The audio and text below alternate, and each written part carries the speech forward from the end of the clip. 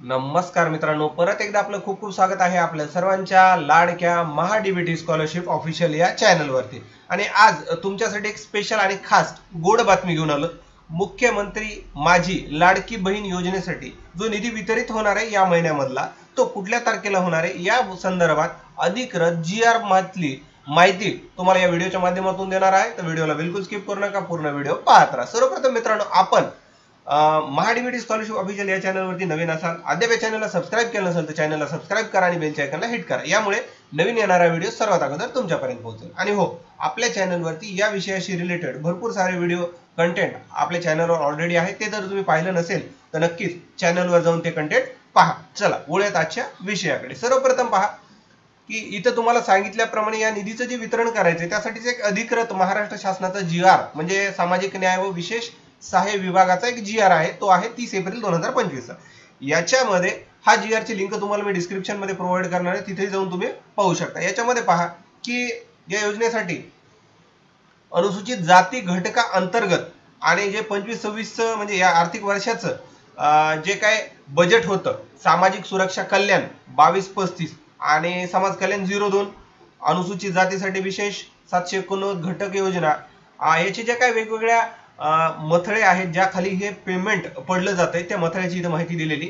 तर याची आपल्याला काय माहितीची गरज नाहीये। तर हे सांगितलं की याच्या अंतर्गत 3960 कोटी इतका जो निधी आहे तो मंजूर करण्यात आलाय या योजनेअंतर्गत या महिन्यासाठी।